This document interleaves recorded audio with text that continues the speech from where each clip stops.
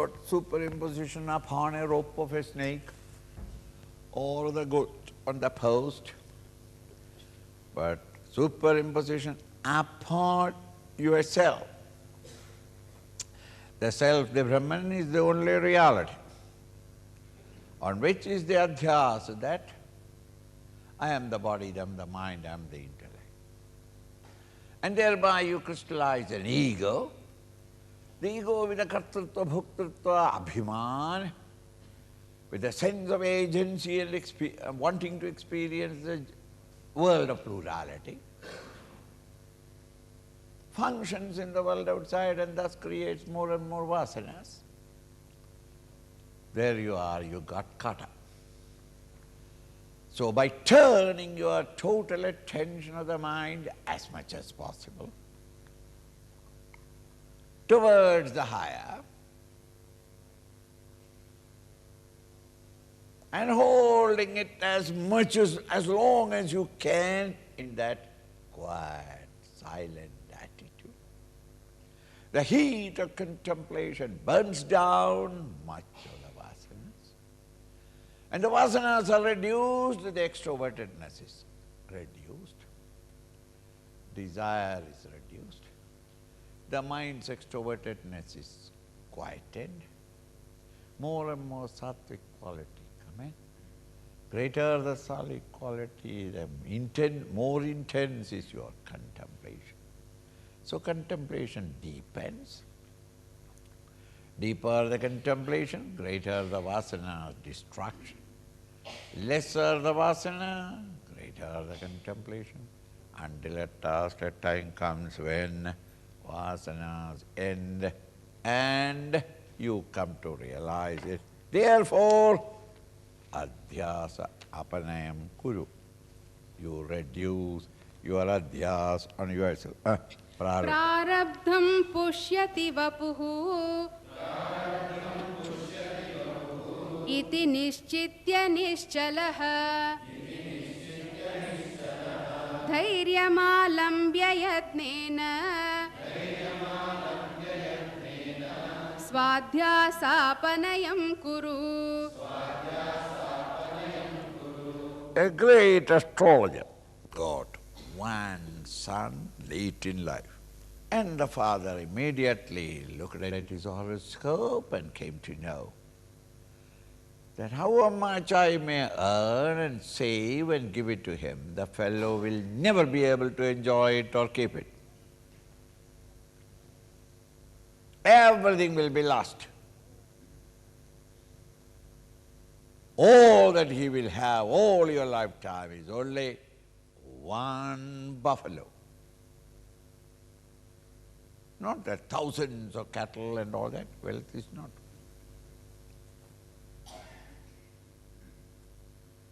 When the boy is about 16, and he is very brilliant, studying very well, and the father is getting old, and when it is about 16 or 18, father called him in one day and explained to him that this is my sorrow, but nothing, nobody can do anything. It is your destiny. You cannot have. However much I may give, you will lose it. You are not interested in it. Others will come and cheat you. Mehta Sahib will come and loot you. There will be nothing. Only one buffalo is all that is according to the astrology, according to the horoscope. The man, the boy is already smart and very intelligent. He said, Daddy, peacefully you can die. That is more than sufficient. I know what to do. Don't worry about me at all. In time, the father died. The wealth all came to him. His mother-in-law onwards, everybody looted him. And he was as father's forecast. He lost everything.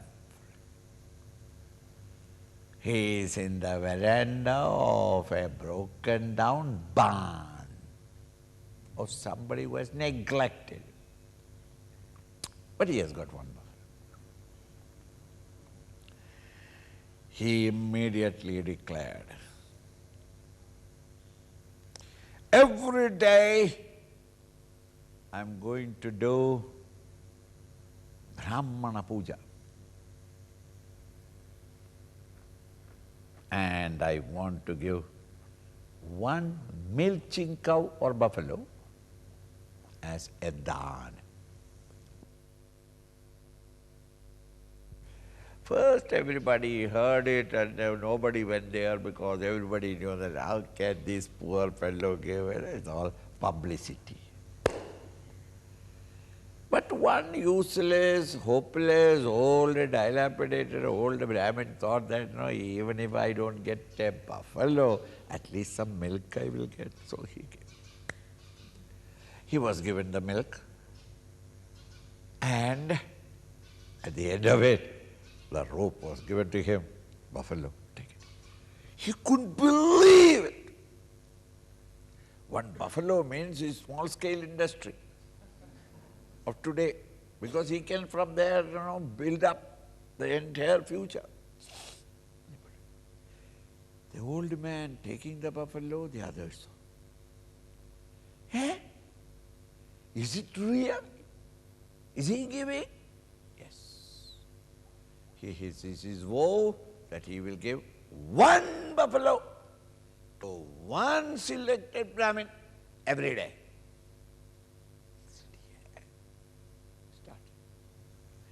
Brahmins started crowding, and there is always a fight outside the gate. Who came first? The queue system. So the previous night itself they come and sleep there. Just as to get the ticket in the railway station, they go and sleep. In the in cricket also they go and sleep, so that they may get it. He started. Now, his argument is, according to the horoscope, it is my prarabdha, it is the reward of my past actions, that I must have a buffalo to serve me. He takes the milk. Yesterday's milk he gives to the Brahmin, and the Brahmin is happy, because the Brahmin in those days were all small belly. That milk is sufficient, and the buffalo is being given. And he sits there. Oh Lord, Lord, according to your law, I must have a buffalo, so that, there you are. He goes to bed. Early morning when you wake up, one buffalo is standing there outside. He milks the cow, the buffalo, and as soon as the Brahmin comes, he presents it. See? He cleans the shed and ready, he goes to bed. No worry at all. Why? He has to get it. Because I have done that much of punya in the past, the reward of it for which I have come here, and the reward is to be given as by the Lord, who is to look after all these in the universe. The king heard it. He said, what? That fellow is giving every day. That poorest of the poor fellow who has nothing between himself and starvation, and he is giving one hefty, well-fed, milking buffalo every day. The king came, wanted to see it. The moment they heard that the king and the retinue are coming, it became national program. Not only local program, national program. And the newspaper people are coming. He is not available. How do you manage it? What is the total fund that is available in the bank that from which you are purchasing? From whom are you purchasing the buffalo? But he says, it's all prarabdha. You can trade on prarabdha. Don't sit back and say that, this is my prarabdha. Make Bhagavan sweat. You sleep. He has to bring a new buffalo every day. You see? And if he can't get a buffalo by next day morning, he himself will have to stand there. You know? Why? That is my prarabdha. The result of my past action, if once you accept that vasana idea, that this is all because of the past, then whatever that is given to me is what I earned, and I've got all the freedom to give it away to everybody. What you do is you don't give it, you hold it on, and it destroys you more and more. Start kicking away everything that you have got and see whether he will have to give you. That is the secret of all our programs, projects. Are you Swamiji, why are you starting project? Never mind. Let Lord also sweat a little. Whatever I have got, I give it. And then if I've got the prarabdha, or the Sandipini has got the prarabdha, money will come. And whatever comes, you throw away. Lakshmi says, you know, it's very difficult. This fellow is a squanderer. Whatever I give, it's nothing. He has to give it more. And when my prarabdha ends, all of us will sit down and starve. If that is your prarabdha, you won't get food. What can I do? Thus, the teacher says, when everything is renounced or constantly contemplating upon it, Swamiji, how will I survive? After all, I must survive to be spiritual. Something must be put inside. Even if it is old newspaper soaked in water, I must put it inside. This needs some food. You go, God, how will it come? Where will it come? Don't worry about it. Make God work for you. You don't allow him to work, and that is why he's lying down there in the, what is that? On that serpent and being massaged by Lakshmi and all that. He is also tired of sleeping. How long can you sleep? So give him some work. He is so happy. I have got now something to do. You don't give. Don't take the responsibility of feeding yourself. Let him feed you. He has to. If you got the prarabdha. If you have not got the prarabdha, a feast may be kept. But at that moment when the feast is running, you get a telephone call. And you go there and you hear that your father died. So immediately you have to fly out. And then what about the feast? Sorry. Why? Your prarabdha is not for the feast. And all the invitees, they all sit down and enjoy thoroughly.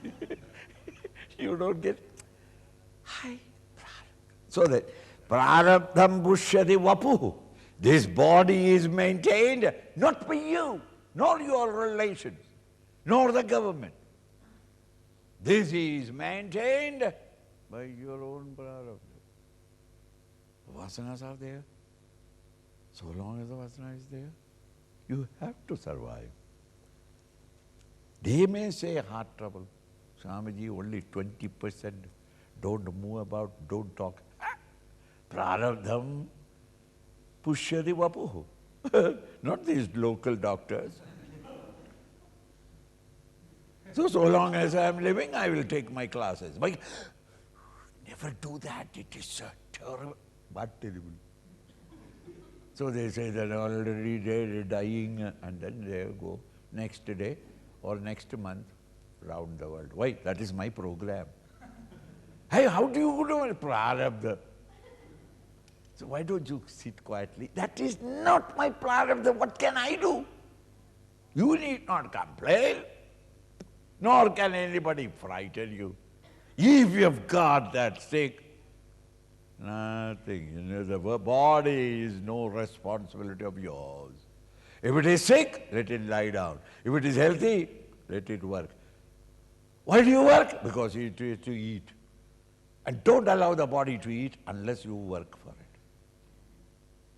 Sweat and then sit down and eat. Digestion is beautiful. Orals, digestion is not there, appendicitis come and all that sort of thing, without working. And the doctor must come in. No, work hard. Don't care for anything, whether the circumstances are there, whether others are supporting you. Don't worry. If others are not supporting, it is their lack of prarabdha. What can I do? I continue. That sort of. It's not only just a Pujya Gurudev, means the body will be protected. No! The organizations that you run, the land that you have got, the agriculture that you are doing, every activity. Prarabdham Pujya Gurudev. You don't be afraid. You straight go. Lord will have to work for you. Now and then you say thank you, just to encourage him. That is all. Why? You are Brahma, Tattvamasi, Bhavayatmani. I am that Brahman. All these are. The world of plurality, a play on me. And the Ishvara who is organizing it is only drawing their nurture and nourishment from me. So that, but again, now and then, out of your courtesy, you say, God, good. You are doing very well. Why? My prarabdha is being looked after. I don't care. If all these things goes away, so what? So long as it is there, I played with it, and now the toys are broken. It's all broken. Or give the toys to somebody else. Subodhananda is here. And let him suffer. Why? His prarabdha. It's not that I give anybody or anything. It's prarabdha. So once you understand the significance of prarabdha, you are such a free bird, I tell you. Total freedom. My children are not all right, prarabdha. My mother-in-law is unhappy with me, prarabdha, her prarabdha, not my prarabdha. I am trying my level best, it is useless. Why? Her prarabdha is to have an unhappy family.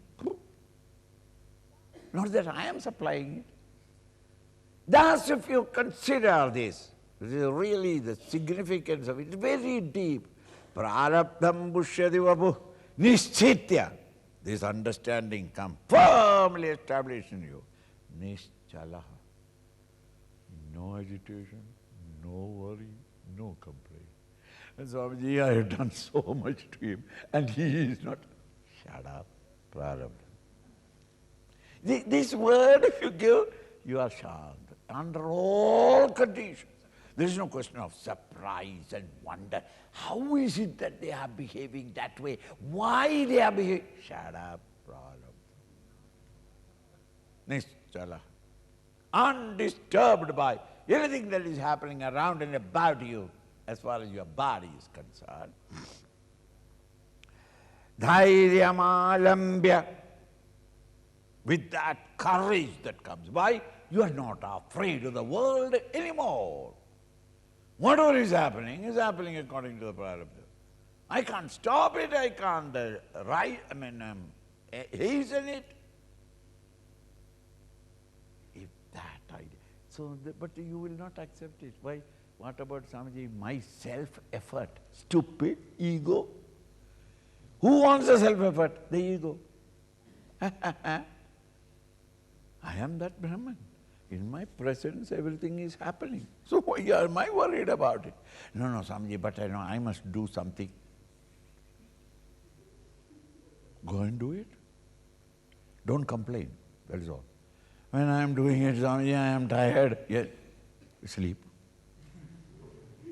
You do it because you wanted to do it, and then you say, I am tired of it. Swamiji, now it is now too late, I should not have married. Prarabdha. Now Swamiji, I am leaving them all. They are prarabdha. After going to the Himalayas, you feel that, no, I should not have left. You are prarabdha. Go back. Hey, once that prarabdha idea in this largest sense is understood, not in a limited sentence, then you are an escapist in life. You make it an excuse not to put forth your effort. But once you have understood it, dhairyam alambya, whatever be the circumstance around and about, however monstrous the tragedy that is rolling towards you, you are the smile. Hello, hi. Is this my prarabdha? No, it's not your prarabdha, so it goes away that way. Hey, when you start smiling at the tragic problem, the problem feels ashamed. I came to disturb him and he is just useless fellow, I am not going to him at all. And he goes, he finds out somebody who will cry. Dhairyam yatnena, with your own effort, swadhyasapanayam. These adhyas, that I am the body, mind, intellect, end. But what about my body and yes, how can it survive? Who will nurture it, nourish it? Don't worry. It is its prarabdha, it will eat. It will get the food, don't worry. Dhairyam alambya.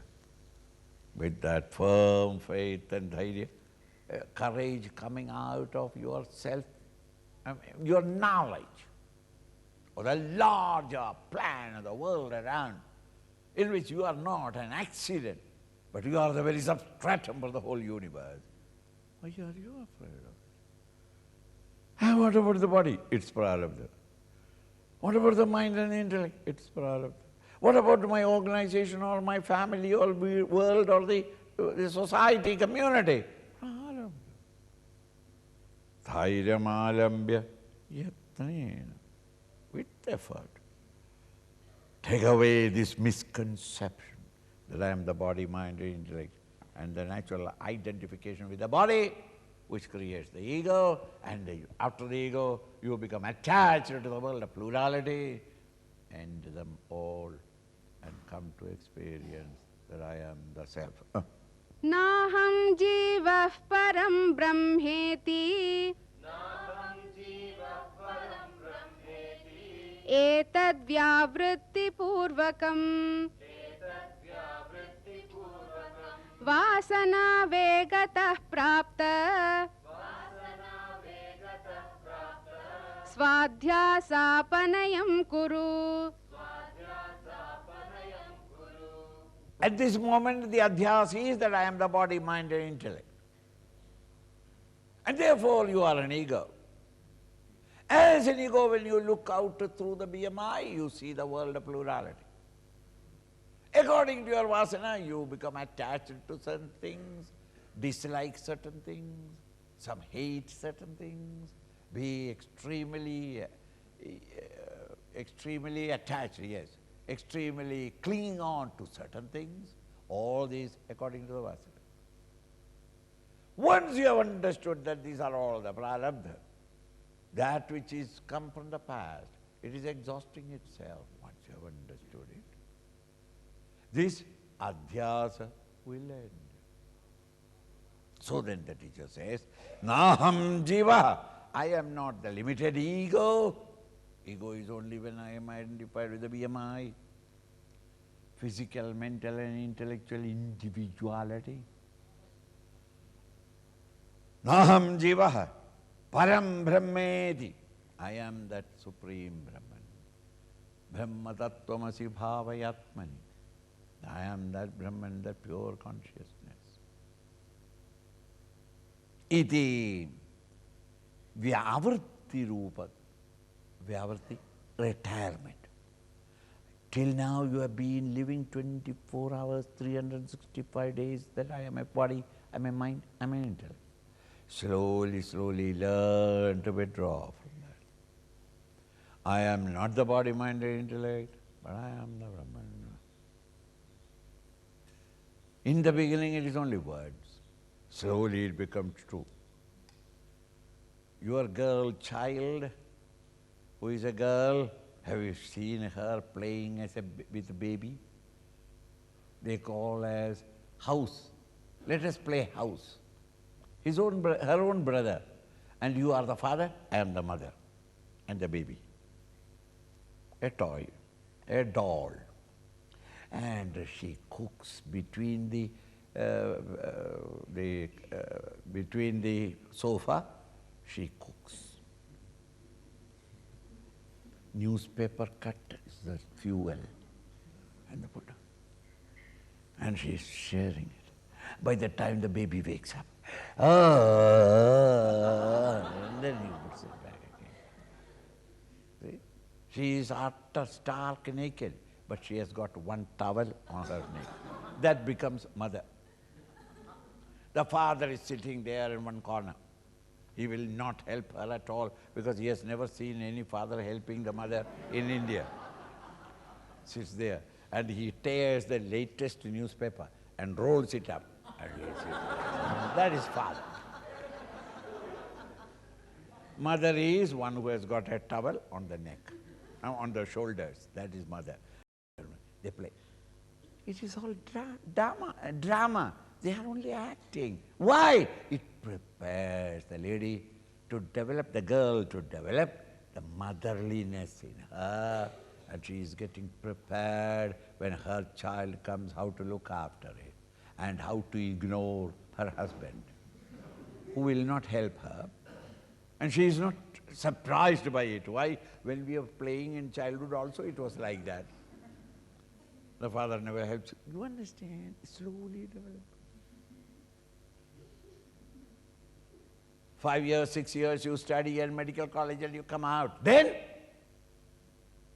you start practicing it. Where? In government hospitals. Why? There they die, there they live, make mistakes. What are you doing? Preparing yourself to become the greatest doctor in this country. But in the beginning, you get it? Thus, Naham Jiva Paramatmedi.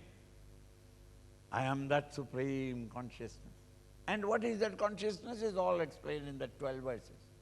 That is why I said that you better remember them. Do you remember now? Let me hear.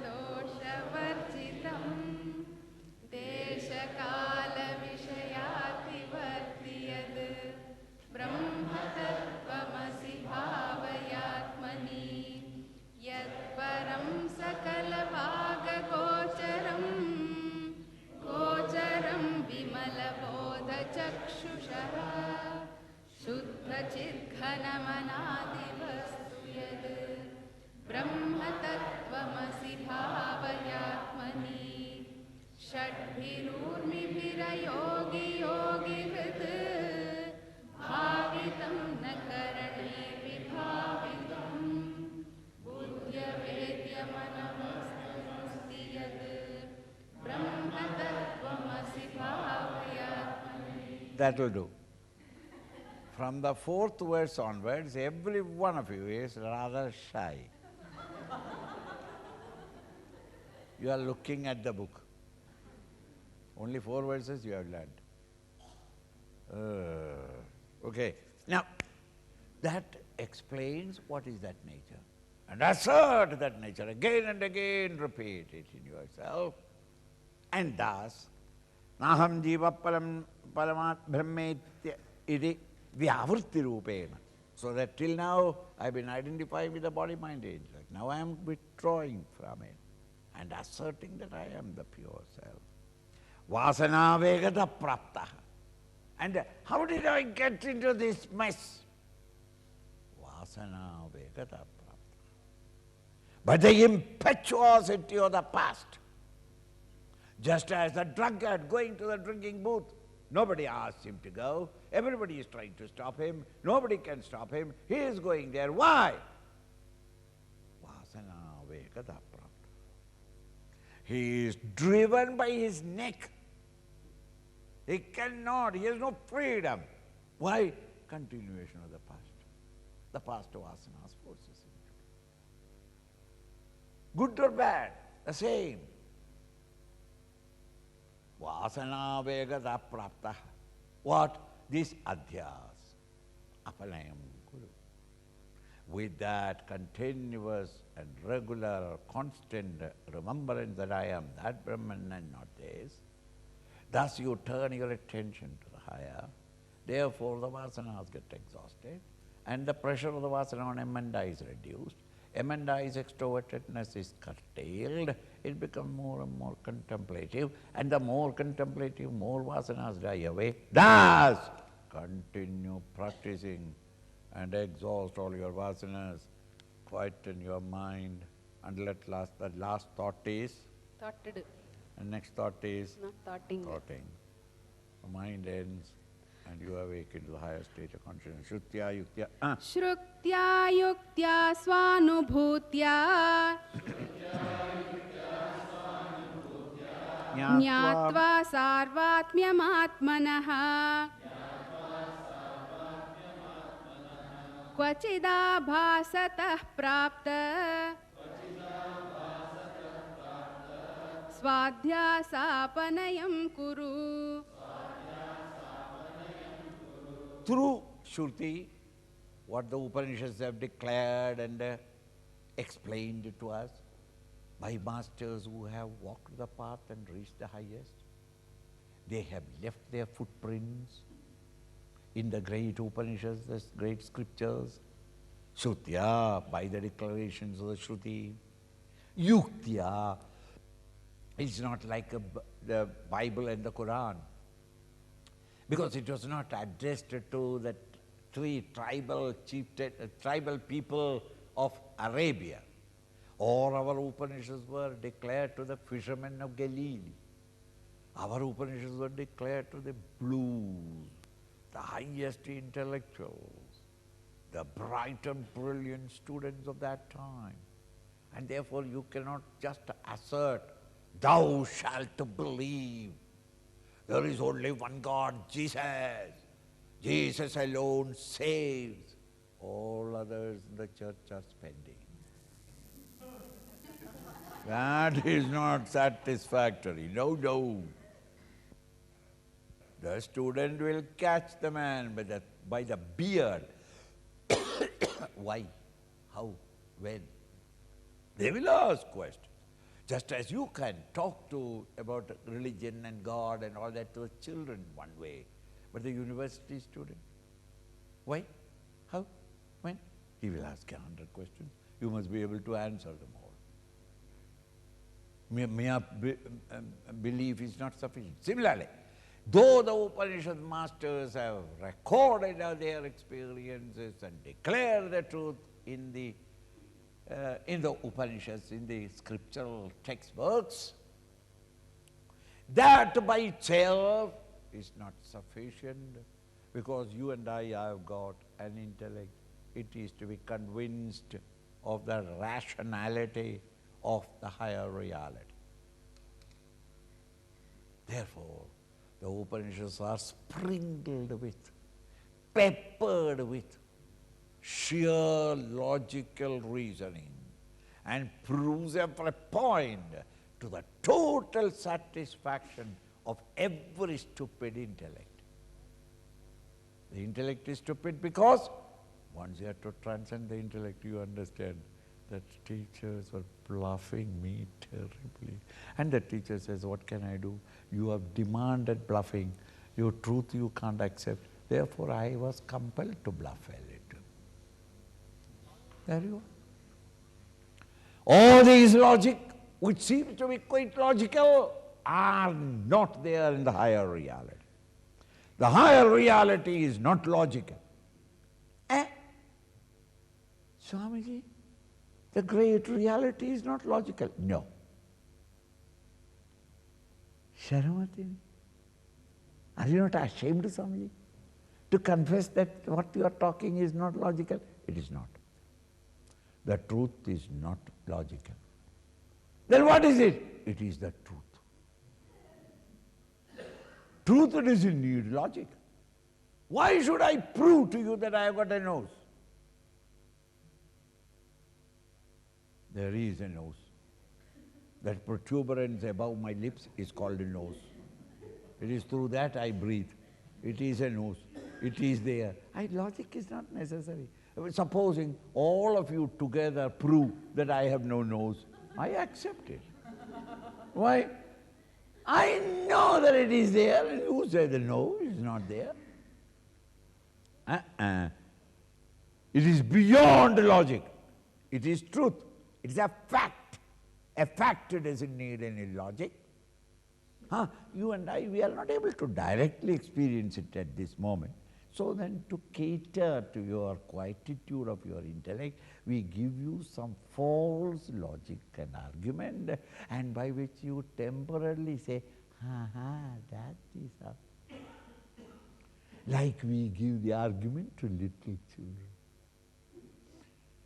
The child asks, 3-year-old, your grandchild is asking, Papa, Papa, how does this rain come?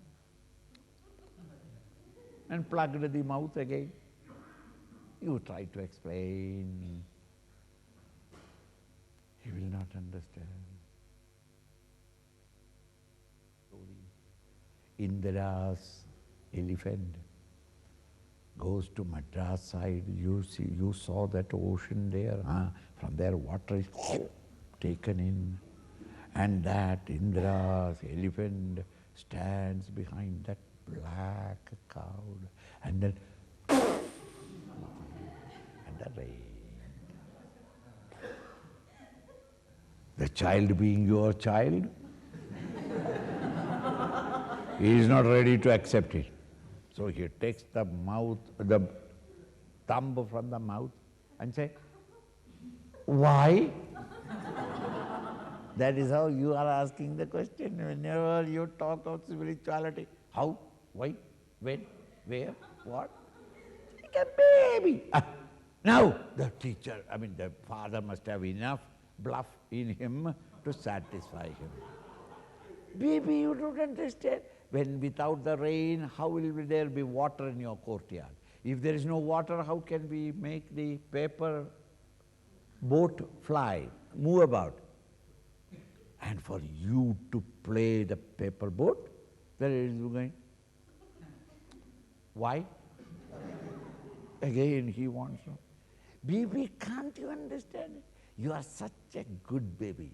That is, when mummy says you sleep, you immediately sleep.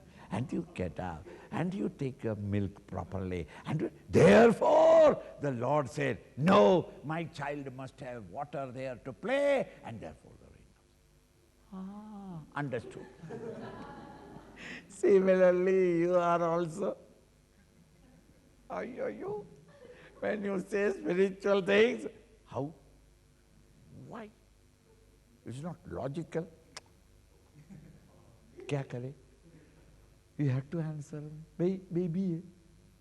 The baby asks the question. It's natural for him to ask. And after that all question, the child grows up. He goes to the first grade, second grade, school, and in the school he was told that it is because of the sun that the water vapor goes up, and that is the cloud, and then from the cloud the rains come. My grandfather bluffed me all the time. Good that he died. Or else I would have, you understand? The child will not understand. Then the child grows up, and then when his child comes on the lap, and the same child, his grandson, your son, again come, Papa, how does the rain come?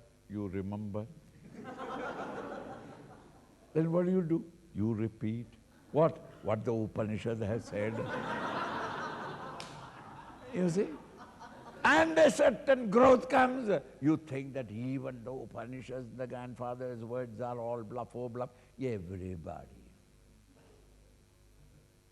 There is no other way. At that level you have to make them understand it. Therefore, Shrutya, yuktya, swa anubhava. Your own practice. As a result of practice, you gain your own experience. It is not just a bluff. It is true. When you practice and try to quieten the mind a little, there is an inflow of happiness, peace within you, and this is the beginnings of it, the dawn of it, and therefore you practice more and more. As you practice, you gain various stages of your own experience. Thus, Shrutya, Yuktya, Sanubhutya, three sources of knowledge. Merely reading scripture and repeating it, Taittiriya Upanishad. The moment you say Taittiriya Upanishad, everybody ready to bring the ceiling down. Why? Taittiriya Upanishad, ho gaya. That is ho gaya. There's nothing to study, ho gaya. Purusha Sukta. Until you ask them to stop it, they continue. When they stop it, have you ever tried? Stop it, that will do. Shanti, shanti, shanti, shanti, shanti, shanti. Continue. They don't know where to continue.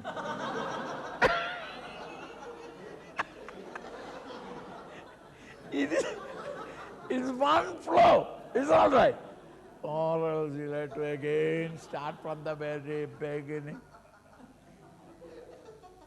These are all very superficial study. That is not sufficient. Understand the meaning, understand the logic behind it, and practice it. And slowly comes the anubhava, direct experience of it. Anubhutya.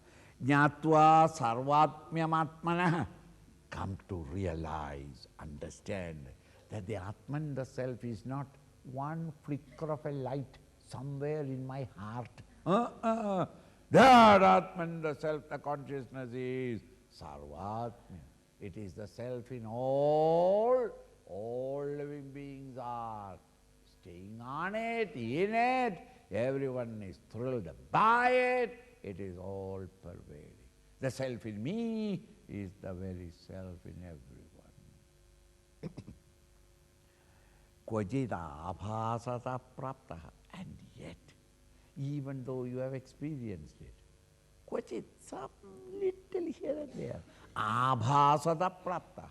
By your delusion, something, a vague notion of my body and anxiety for the body, even though I am realized to say, but आजकल पीठ में दर्द है, पीठ में दर्द, महात्मा तो पीठ में दर्द,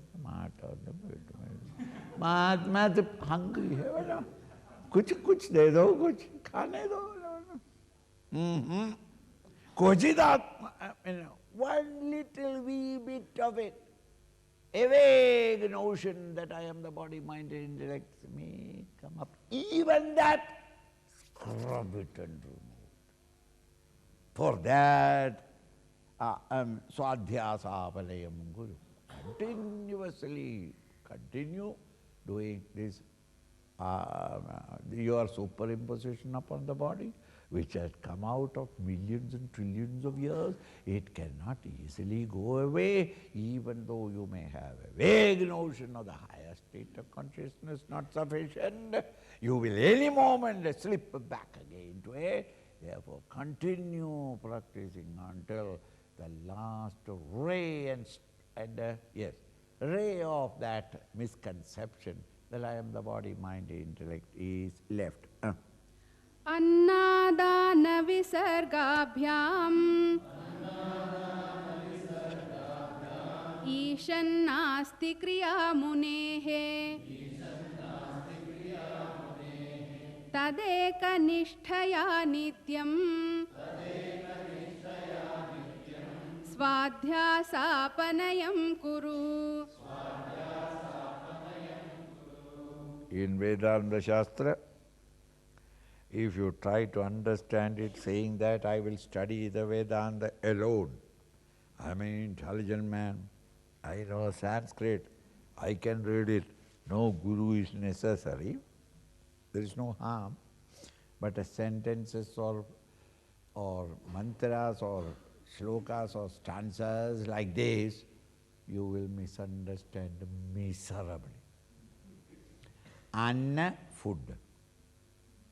Adanam, eating.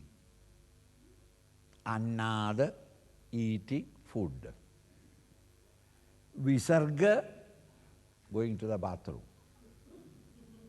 Excreting. So, eating and excreting. Dictionary meaning, mind you. I am not bluffing to you. Annada, eating food. Visargabhyam, and shitting it out. To make you really understand. In these, abhyam, these two, Ishat nasti kriya mune, a real muni, Ishat karma, even an iota of work he never does. Meaning, he never eats, he never goes to the bathroom. How easy it is. He doesn't need the kitchen nor the bathroom. Very happy. Oh, a real rishi never eats. And never, I see. Dictionary meaning, Papa, Sanskrit Pandit. क्या स्वामी जी कहते हैं अपना पुस्तक में क्या लिखा है आप क्यों शर्म बेशर्म खाते हो वो बाथरूम में जाते शर्म नहीं आते क्या स्वामी हो गया महायोगी a real yogi never eats and therefore there is no need for going like a tree he absorbs energy from the outer from carbon dioxide, nitrogen and oxygen, he takes it. The trees are not eating, going to a bathroom and eating, or going to a kitchen and eating, or to a bathroom. No! Similarly, you also live like that. A rishi will ultimately live like a tree. Understood?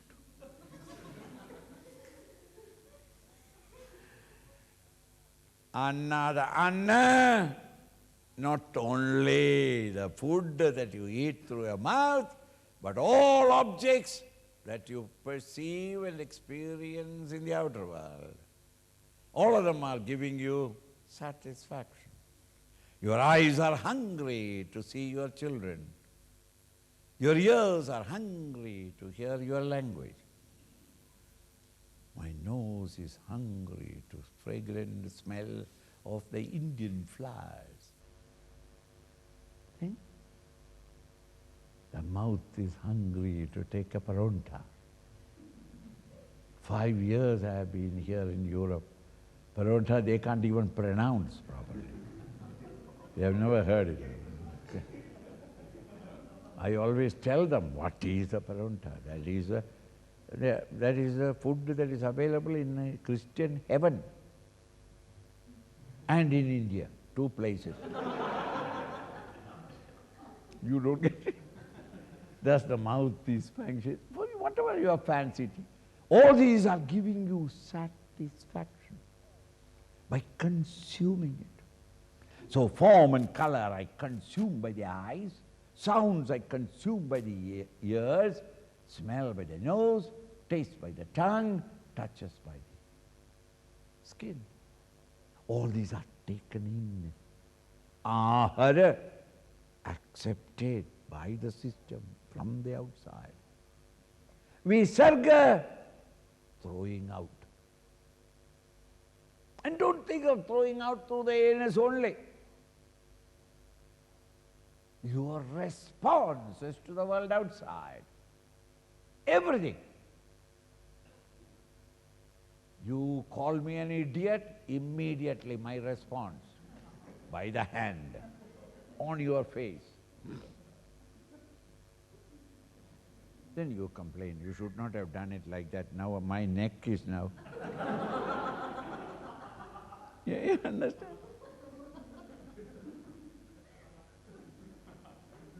So when you see a buffalo coming running down, you run. Why? Response of the legs. That's all the five sense organs of perception. Ahar. You are eating, consuming, enjoying the world of objects by that. And all the five organs of action as a response. In order to express that response and reception of stimuli and response, they always use ahara, visarjika, both. And this visarjanam is not only physical, fecal matter and the urine. No, you sweat, that is also visarjanam. You blow your nose, visarjanam. Achi! Visarjanam. Something I am throwing out, isn't it? Spitting, visarjanam. Seeds thrown out, visarjanam. Again, love, anger, hatredness, jealousy are all coming out of your mind, visarjanam. What are you now listening? My intellectual visarjanam. Hey, see, you are understanding it only in that one meaning. That is why. Consider it as a fountain. Through your body, you are fountaining forth your responses, emotions fountaining forth, ideas and thoughts fountaining forth. Then you will not feel it. So that which is leaving you is called visarjanam. So the meaning is not that a real master, a Mahatma, will never eat or go to the bathroom. It is not that. It is not. But he will not be involved in the reception of stimuli and responses. Sarvabhya Ishad Nasti.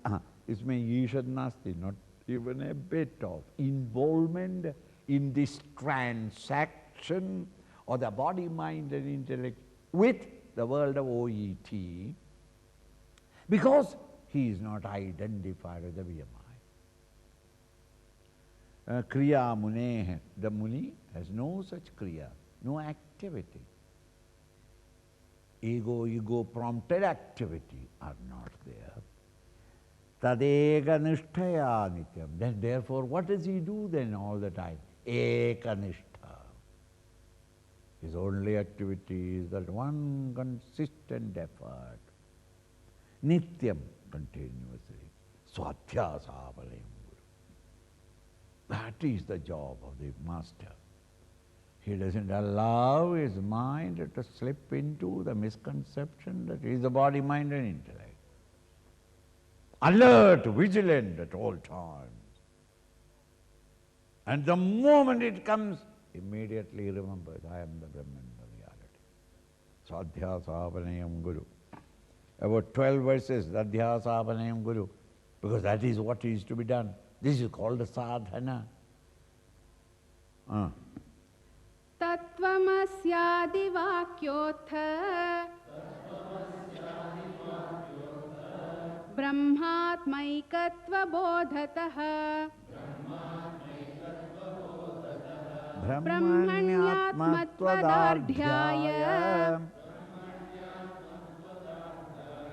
Swadhyasapanayam kuru. Tattvamasya Vakya. The great rishis have crystallized their experiences into the four Mahavakyas. Prajnanam Brahma. Brahman, the reality is consciousness. Tattvamasi, that is your true nature. I am Atma Brahma is the experience of the meditator in the seat of meditation. I am Atma, this state in which I am is Brahman. And he declares to the teacher when he meets him, Aham Brahmasmi. Till now I had my own doubts. I thought that I was a limited ego, and I could not accept what you said. But now my direct experience, I know that that Brahman is my true nature. These are the four Mahavakyas. Tattvamasyadi Mahavakya. Tattvamasya, I am that self. That thou art that. When the teacher said, Vakyotha Brahmatmaigatva bodhadaha, the knowledge that Brahman, the substratum for the whole universe, and the Atman, the spark of consciousness in me, which is now illumining all my experiences, they are both one and the same. The electricity on a given bulb is the one electricity in all bulbs. One drop of that of the Arabian Sea, then you need not go round the world and taste every bit.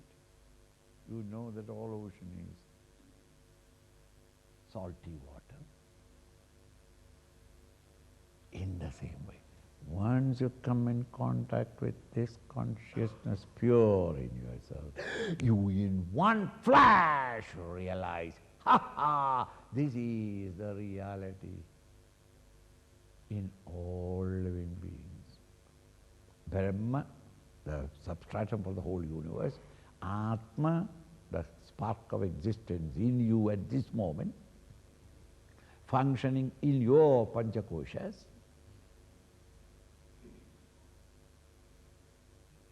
are one and the same. This knowledge, bodhataha, brahmanyatmatvad-ardhyaya, even though you have realized it, it has not become drida, firm. Just as some of you now started feeling,